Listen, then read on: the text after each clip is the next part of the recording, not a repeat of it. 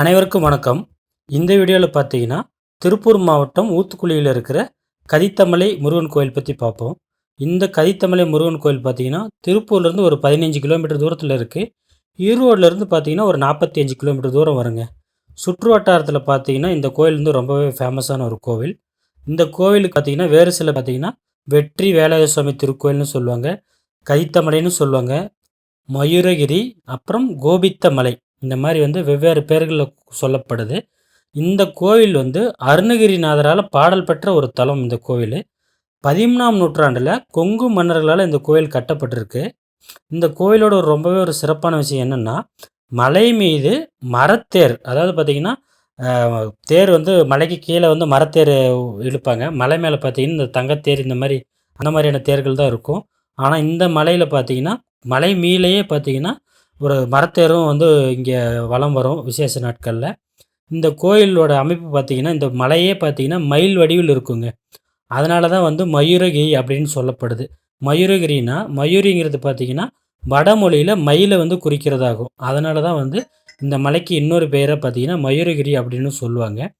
அதே மாதிரி கதித்த அப்படிங்கிறதுக்கு வந்து வேறு பெயர்கள் பார்த்திங்கன்னா பிரகாசித்தல், ஒளிர் விடுதல் அந்த மாதிரியான அர்த்தங்களும் உள்ளது. அதனால் வந்து இது வந்து ஒரு பிரகாசித்த ஒரு கோயில் அப்படின்னு சொல்லப்படுது. இங்கே பார்த்தீங்கன்னா, கோயிலுக்கு சன்னதியோட மூலவருக்கு பின்னாடி வந்து வள்ளி தெய்வானைக்கு தனி சன்னதியாக இருக்குது.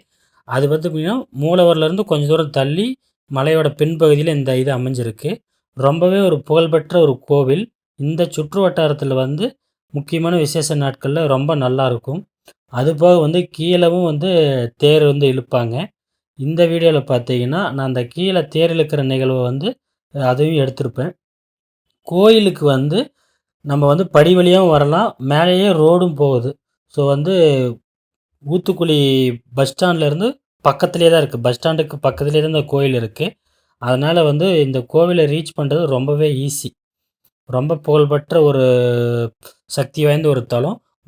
கோபித்த மலை அப்படிங்கிற காரணம் என்னென்னா, அப்போ வந்து தன்னோட தாய் தந்தைக்கிட்ட கோவிச்சுக்கிட்டு முருகன் வந்து அந்த அந்த பழம் மேட்டரில் வந்து கோவிச்சதுனால வந்து கோவிச்சுக்கிட்டு இந்த மலையில் வந்து அமர்ந்ததாக சொல்லப்படுது. அதனாலேயே வந்து இந்த மலைக்கு வந்து கோபித்த மலை அப்படின்னும் ஒரு பேர் சொல்லப்படுது. ஸோ வந்து கண்டிப்பாக வந்து இந்த பகுதியில் வர்றவங்க வந்து இந்த கோவிலை பற்றி எல்லாருக்குமே நல்லா தெரிஞ்சிருக்கும். வெளியூர் மக்களும் வந்து இந்த கோவிலை வந்து இந்த வழியாக வந்தீங்கன்னா மறக்காமல் மலை மேலே போய் பார்த்துட்டு வாங்க. ரொம்ப நல்லாயிருக்கும்.